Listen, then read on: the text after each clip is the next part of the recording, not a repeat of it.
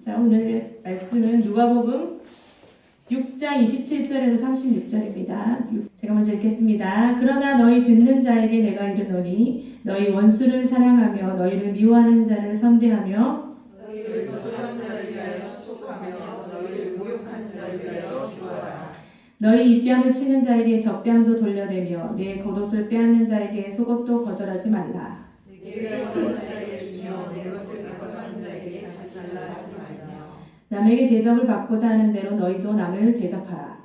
너희가 만일 너희를 사랑하는 자를 사랑하면 칭찬받을 것이 무엇이냐. 주인들도 사랑하는 자는 사랑하느니라. 너희가 만일 선대하는 자만을 선대하면 칭찬받을 것이 무엇이냐. 죄인들도 이렇게 하느니라. 너희가 갈 가라고 사람들에게 구워주면 칭찬받을 것이 무엇이냐. 주인들도 그만큼 받고자 하여 주인에게 구워주느니라. 오직 너희는 원수를 사랑하고 선대하며 아무것도 바라지 말고 구워주라. 그리하면 너희 상이 클 것이요 또 지극히 높으신 이의 아들이 되리니 그는 은혜를 모르는 자와 악한 자에게도 인자하시리라. 너희 아버지의 자비로우신 같이 너희도 자비로운 자가 되라. 아멘. 할렐루야. 오늘 본문을 읽으면 여러분 마음이 어떠십니까? 가능하실 것 같습니까? 마음이 살짝 어려워지죠. 주께서 일반적인 세상에 살아가는 법칙을 거스르는 행동을 요구하십니다. 원수를 사랑하고 미워하는 자를 선대하고 저주하는 자를 위하여 축복하고 모욕하는 자를 위하여서 기도해라. 입뺨을 치는 자에게 젖뺨도 돌려대며 겉옷을 빼앗는 자에게 속옷도 줘라. 나에게 구하는 자에게 주고 내 것을 가져가는 자에게 다시 달라 하지 말라. 대접을 받고자 하는 대로 대접해라.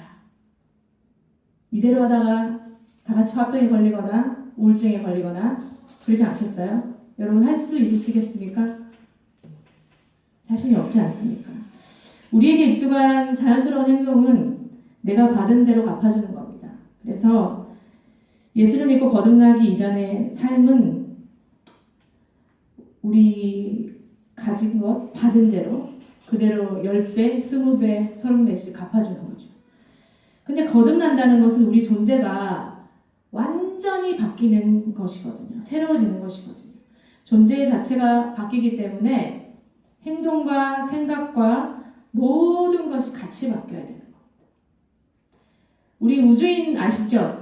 달에 가는 우주인. 우주인들이 무중력 상태에서 중력을 훈련을 한다고 해요. 근데 가장 기본적인 훈련이 안 된다고 합니다. 먹고 싸고 그 다음에 자는 문제. 최소한 2주에서 6주 동안 목욕도 안 하고 샤워도 안 하고 면도도 안 하고 옷도 갈아입지 않고 침대 시트도 갈지 않는 악취를 견뎌야 된다고 합니다. 특별히 그들에게 가장 힘든 훈련은 격리래요. 아무도 만나지 못하고 그들만 고립이 되어서 최소한 2-3달을 견뎌야 되는데 그게 가장 힘들다고 합니다. 우주인의 나이가 평균 몇 살 같아요? 네, 30대. 34살이 평균이래요. 20몇 살부터 30쪽까지 해서 평균이 34살인데 34년 동안 중력의 공간에 있었잖아요. 중력의 공간에 있다가 무중력 상태의 삶을 배워야 하는데 너무너무 어려운 거죠. 가장 기본적으로 먹는 거, 싸는 거, 자는 거. 근데 이거를 배울 때 배우지 못하면 절대로 우주로 갈 수가 없는 겁니다. 우리가 거듭난다는 것도 이거랑 비슷한데 완전히 다른 삶에서 새로운 삶이 되는 거예요. 에베소서 2장 1절에는 허물과 죄로 죽었다. 우리의 거듭나기 이전의 삶을 그렇게 표현하고 있습니다. 이 죽음의 상태로 살았던 육체의 소욕대로 살았던 우리의 그 삶의 방식이 너무나 익숙하지만 그 방식대로 사는 것이 아니라 새로운 삶을 사는 거죠. 사고로 이렇게 팔이 잘린 사람이 있잖아요. 이 사람이 가장 견디기 힘든 게 뭔지 아십니까? 제가 예전에 제자 훈련할 때도 얘기했던 것 같은데 이쪽 팔이 간지러운 거예요. 팔은 없는데 팔이 간지러운 거죠. 긁을 수가 없는 거예요. 근데 뇌는 팔이 있다고 기억을 하기 때문에 이게 간지럽다고 합니다. 팔은 없는데. 그게 가장 괴롭다고 하더라고요. 우리도 우리 몸에 그리고 우리 뇌에 기억에 익숙한 일들이 있잖아요. 원수는 당연히 묘하는 게 맞고 애매하게 맞고 나면 30배, 60배로 되갚아주고 나를 저주하는 자에게는 10배로 저주를 갚아주고 이런 원리는 가르쳐주지 않아도 저절로 튀어나오는 원리입니다. 하나님의 원리로 산다는 게 우리 같은 이런 사람들에게 정말 가능할까? 그렇기 때문에 거듭나지 않으면 절대로 불가능합니다. 그거는 무슨 말이냐? 성령 하나님의 도움이 없이는 불가능하다는 거죠. 이곳에도 우리가 원리가 있잖아요. 세상 살아가는 원리가. 마찬가지로 하나님 나라에도 하나님 나라의 원리가 있습니다. 예수님이 우리에게 주시는 모든 비유 가운데 하나님 나라의 원리들을 가르쳐 주는 거예요. 그래서 거듭나지 않은 사람들이 읽었을 때는 이게 이해가 되지 않는 거죠. 성경이 그냥 단지 책일 뿐입니다. 익숙했던 사고에서 사고의 전환이 일어나지 않으면 하나님 나라에 대한 것은 알아들을 수가 없는 거죠. 이것을 흔히 코페르니쿠스적 전환이라고 하는데 천동설만 진리라고 믿었던 사람들이 지동설이 맞다는 사실을 알았을 때 그들의 사고 안에 혁명이 일어나지 않으면 안 되는 거죠. 우리 그리스도인들에게도 마찬가지예요. 저번 주에 제가 복과화에 대해서 설교를 했는데 그 평지소훈에 대한 얘기도 있을 수가 없는 얘기거든요. 그때 당시 가난과 질병은 하나님으로부터 온 저주라고 생각했습니다. 그래서 가난한 사람들, 병 걸린 사람들, 혹여나 장애로 태어난 사람들은 하나님께 저주를 받았다. 그렇게 생각을 했거든요. 근데 예수님이 뭐라고 하셨냐면 가난한 자는 복이 있다. 지금 줄인 자는 복이 있다. 반면에 부유한 자, 지금 배부른 자는 화가 있다. 말도 안 되는 얘기죠. 거듭난다는 것은요, 완전히 우리가 새로워지는 겁니다. 존재 자체가 새로워지는 거죠. 그래서 새로운 눈을 받고, 새로운 심장을 받고, 새로운 뇌를 받는 거예요. 오장육부가 변한다는 게 아니라 우리의 전 인격이 완전히 새로운 존재가 되는 거예요. 마치 아무것도 일어난 것 같지 않지만 완전히 새롭게 바뀌는 거예요. 사람이. 그래서 세상의 눈으로 가득 차 있을 때 절대로 진리가 보이지 않습니다. 그래서 하나님 뭐라고 그랬냐면 너희들 눈뜬 소경이다. 보는 게 아니다. 내가 본다고 해서 다 보는 게 아닙니다. 성경을 읽을 때마다 새롭잖아요. 2017년도 읽을 때랑 다르고 2018년도 읽을 때랑 다르고 또 내년에 읽을 때가 다르겠죠. 왜 다르겠어요? 우리의 영이 날마다 지속해서 성장을 하는 거예요. 성장을 한 만큼만 보이는 겁니다. 하나님을 아는 만큼 그리고 내가 영이 성장한 만큼 하나님의 나라가 보이기 때문에 성경이 날로 새로운 거예요. 우리가 32절에서 34절을 한번 읽어봅시다. 오늘 본문 32절에서 34절. 자, 우리 다 같이 읽어봅시다. 시작. 너희가 만일 너희를 사랑하는 자만 사랑하면 칭찬받을 것이 무엇이냐? 죄인들도 사랑하는 자는 사랑하느니라. 너희가 만일 선대하는 자만을 선대하면 칭찬받을 것이 무엇이냐? 죄인들도 이렇게 하느니라. 너희가 받기를 바라고 사람들에게 구워주면 칭찬받을 것이 무엇이냐? 죄인도 그만큼 받고자 하여 죄인에게 구워주느니라. 아멘. 여기서 예수님이 사람을 나누셨는데 어떻게 나누셨나요? 죄인과 너희로 나누었어요. 너희의 정체성이 무엇이냐? 너희가 누구냐? 너희가 하고 있는 행동으로 너희 정체성을 보여라는 겁니다. 죄인들은 사랑하는 자만 사랑한다. 죄인들은 선대하는 자, 선한 일을 하는 자에게만 선한 일을 한다. 죄인들은 받기를 바라고 구워준다. 아주 합리적이고 당연한 얘기인데 이것을 가지고 욕할 사람이 아무도 없잖아요. 근데 예수님이 뭐라고 하냐면 너희는 어떻게 사니? 너희는 예수님을 따르는 자는 제자는 어떻게 사니? 물어보시는 거예요. 사랑하는 자 외에도 사랑해야 해. 나를 선대하는 자 외에도 선대해야 돼. 돈 받기를 바라지 않고 줘야 된다. 여기서 받기를 바란다 이 말이 뭐냐면 절망하거나 실망하지 않는 마음이에요. 그런 마음으로 구워줘야 한다는 겁니다. 돈을 못 받으면 절망하고 실망하잖아요. 근데 주님은 그런 마음 가지지 말라는 거예요. 근데 왜 절망하지 않고 실망하지 않을 수가 있을까? 어떻게 해야 재정의 주인은 하나님이시라는 걸 고백하지 않고는 절대로 절망하지 않고는 견딜 수가 없습니다. 내가 1,000만 원을 빌려줬는데 어떻게 1,000만 원을 안 받고 절망할 수가 있겠어요? 이렇게 행하는 자들이 예수님 뭐라고 그러냐면 제자라고 칭하시고, 반면 죄인들은 그렇게 할 수 없다고 말씀하시는 거죠. 예수 그리스도의 제자만이 누가복음 6장에 있는 일을 할 수 있다는 겁니다. 저도 이 말씀을 묵상하면서 마음이 가볍지는 않더라고요. 내가 제자인가? 근데 예수님께서는 그리스도의 제자들은 이 길을 따라야 한다, 그렇게 말씀하시고 계십니다. 우리 35절과 36절에 예수 그리스도의 제자들이 그렇게 행동할 수밖에 없는 명확한 근거가 나와 있어요. 우리 같이 한번 읽어봅시다. 35절부터 6절까지 시작. 오직 너희는 원수를 사랑하고 선대하며 아무것도 바라지 말고 구워주라. 그리하면 너희 상이 클 것이요 또 지극히 높으신 이의 아들이 되리니 그는 은혜를 모르는 자와 악한 자에게도 인자하심이라. 너희 아버지의 자비로우신 같이 너희도 자비로운 자가 되라. 성경에 뭐라고 되어 있냐면 이렇게 행하는 자는 큰 상을 준다 그래요. 여러분, 큰 상이 무엇일까요? 큰 상. 신학자들의 의견이 여러 갈래로 갈리는데 하나님의 상급은 차별적이다. 아니다. 하나님의 나라가 그럴 리가 없다. 이 세상이 차별적이지 하나님 나라가 차별적일 수가 있느냐. 그래서 양갈래로 나눠서 싸워요. 차별적이다, 차별적이지가 않다.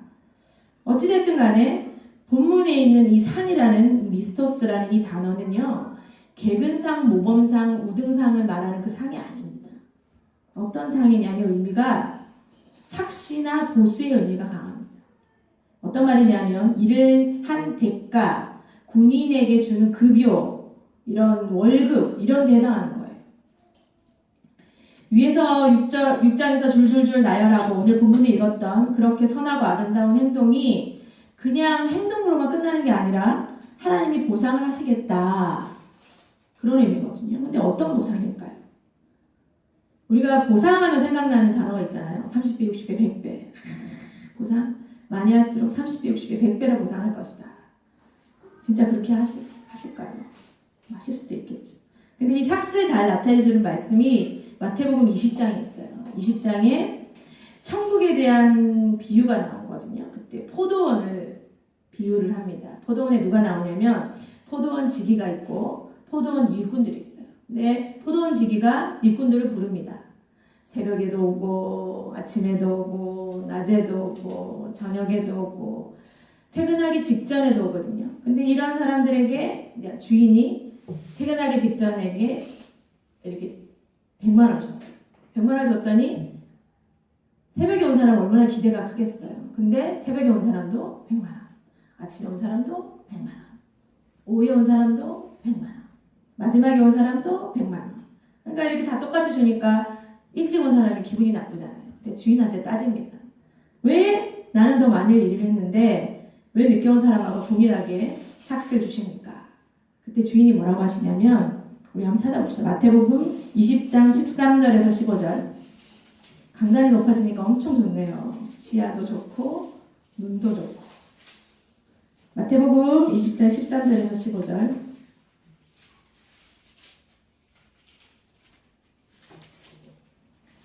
자, 우리 다 같이 한번 읽어보겠습니다. 시작. 친구여, 내가 내게 잘못한 것이 없노라. 찾으셨어요?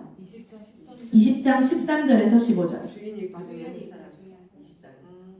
마태복음. 네, 마태복음. 죄송합니다. 중간이가 친구예요. 중간에 친구예요. 중간에 친구여부터 읽어보겠습니다. 시작. 친구여, 내가 내게 잘못한 것이 없노라. 네가 나와 한 데나리온의 약속을 하지 아니하였느냐. 네 것이나 가지고 가라. 나중은 이 사람에게 너와 같이 주는 것이 내 뜻이니라. 내 것을 가지고 내 뜻대로 할 것이 아니냐. 내가 선함으로 네가 악하게 보느냐. 여기서 삭시 무엇인 것 같습니까? 마태복음 20장의 삭스는 구원의 선물을 말합니다. 구원을 주시는 분은 하나님이신데, 구원은 우리가 행하는 공로, 행위의 문제가 아니라 오직 하나님의 주권으로만 준다는 거예요. 하나님의 은혜로만. 삭슨 포도원에서 일꾼으로 내가 열심히 일했기 때문에 받는 것 같지만 아니라는 거예요. 하나님이 은혜, 주님이 그 기쁘신 뜻대로 그 삭스를 주시는 거죠. 본문 누가복음 6장 35절에서 그리하면 너희 상이 클 것이요 또 지극히 높으시니 아들이 되리니 그 부분에서 이 삭도 하나님의 주권으로 행해집니다. 하나님이 어떤 삭을 주신다고 정확하게 나와 있지 않기 때문에 하나님의 주권으로 우리에게 주시는 거예요. 근데 우리가 여기서 유심히 보아야 될 게 뭐냐면 35절에 6장 누가복음 6장으로 다시 돌아갑니다. 그리하면 그리고 또 이런 단어가 나오잖아요. 이 단어가 같은 단어예요. 헬라어의 카이라고 하는 접속사를 사용하고 있는데 이건 영어로 and 아시죠? and라는 뜻입니다. 그렇다고 이게 그리고라는 뜻만 해당하는 게 아닙니다. 문맥에 따라서 그러면, 그런즉, 또한, 그리고, 즉 뭐 이렇게 여러 가지로 쓸 수가 있어요. 그리고 이 문장에서 아들이 나오잖아요. 지극히 높으신 이의 아들. 이 아들은 복수예요. 단수가 아니라. 그리고 주어는 35절 맨 앞에 나오는 너희는입니다. 제가 뭐 잘난 척 하려고 절대 이렇게 하는 게 아니라 이 뜻을 잘 봐야 된다는 거예요. 자, 보세요. 즉 너희 상이 크다. 또 지극히 높으신 이의 아들이 된다. 이런 의미잖아요. 근데 여기서 너희 상이 크다 혹은 크게 된다 해서 된다, 상이 크게 된다 혹은 상이 크다, 아들이 된다 할 때 이 된다의 단어는 비동사처럼 원형이 같아요. 약간 변형만 일어난 거죠. 그래서 상이라는 단수에 있을 때는 단수 변형이 되고 뒤에 아들들이 된다 할 때 복수이기 때문에 복수 변형이 되는 거예요. 근데 이 동사가 좀 특별한 게 뭐냐면 중간 디포너트 동사라고 해서 수동태적인 모양을 가지는데 아들이 되는 거잖아요. 아들이 적극적으로 내가 주관해서 되는 게 아니고 아들이 되는 건데 능동적으로 해석을 하는 거예요. 그래서 자신을 위한 능동적 행동으로 해석을 하기 때문에 조금 어색하게 제가 해석을 해보면 그리하면 너희들의 상이 크고 지극히 높으신 이의 아들이 된다는 것을 스스로 증명하라는 거죠. 다시 한번 얘기하면 또 다른 버전으로 얘기해보면 이제 그 또를 즉으로 한번 해석을 해볼게요. 너희의 상, 큰 상, 즉 지극히 높으신 하나님의 아들이 된다는 것이 너희들의 가장 큰 상인데 그것을 너희 스스로 증명해내라 하는 거죠. 좀 어렵죠. 앞에 하나는 그냥 또로 해석했고 다른 하나는 즉으로 해석을 했거든요. 이 즉으로 해석할 수 있는 근거는 창세기 15장 1절에 보면 하나님께서 아브라함에 나타나십니다. 이후에 여호와의 말씀이 환상 중에 아브라함에게 임하여 이르시되 아브라함아 두려워하지 말라 나는 내 방패여 너의 지극히 큰 상급이니라. 그래서 이 삭슬 아브라함에게 나 스스로야 하나님 자체가 우리의 상급이라고 하나님 말씀하고 계시는 거예요. 그분이 우리의 전부이고 그분이 우리의 모든 것이라는 것에 근거해서 즉이라는 표현을 썼습니다. 즉 구원이 얼마나 우리에게 큰 가치가 있는 것인지를 깨닫게 해주는 거예요. 그 상 얼마나 큰 건지. 제가 헬라어 학자가 아니기 때문에 성경의 번역을 바꾸고자 하는 게 아니라 뉘앙스가 이렇다는 거예요. 단지 우리가 이렇게 어렵고 불가능하고 말도 안 되는 일을 해야 하는데 이게 만약에 나에게 눌림이 되고 외식이 되고 이걸 안 하면 그리스도인이 되지 않는다고 생각하고 하면 어렵잖아요. 그런데 자연스럽고 기쁘게 할 수 있는 근거가 뭐냐? 우리가 하나님의 자녀라는 겁니다. 하나님의 자녀가 되는 권세, 이 권세가 얼마나 큰지 이 권세를 가진 자만이 이 일을 할 수 있다는 거예요. 그 사람을 누구라 그러냐? 제자라 그러잖아요. 뭐 다른 상급을 주시든지 안 주시든 간에 그것과 별개로 하나님의 자녀가 된다는 엄청난 사실이 우리 존재를 완전히 새로운 존재로 바꾸고 우리의 모든 행동, 말, 생각까지 다 바꿔버리는 이게 바로 코페르니쿠스적 전환이 아닐까 싶습니다. 구원을 받는다, 거듭난다는 건요 그냥 단순한 게 아니에요. 어마어마한 사실이 나에게 오는 거예요. 허물과 죄로 완전히 죽어버린 우리가 새로운 존재로 거듭나서 그 새로운 존재가 하나님의 자녀가 되는데 이 놀라운 자녀의 권세를 가지자마니 이렇게 힘든 일을 할 수 있다는 거예요. 여러분 할 수 있으십니다. 막 눈만 껌뻑껌뻑 하시고 35절 후반부터 36절에는 그런 하나님의 자녀인 너희가 아버지의 성품을 닮아야 되지 않겠니? 그리고 아버지의 성품을 말해 주는 거예요. 우리 한번 보세요. 아버지는 은혜를 모르는 자와 악한 자에게도 인자하시니라. 너희 아버지의 자비로우신 같이 너희도 자비로운 자가 되라. 하나님은 어떤 분인가? 하나님은 은혜를 모르는 자, 죄인들에게조차 심지어 악한 자들에게도 은혜를 베푸시는 자다. 그렇기 때문에 우리도 그렇게 하라는 거예요. 그러니까 원수에게 사랑할 수 있는 거죠.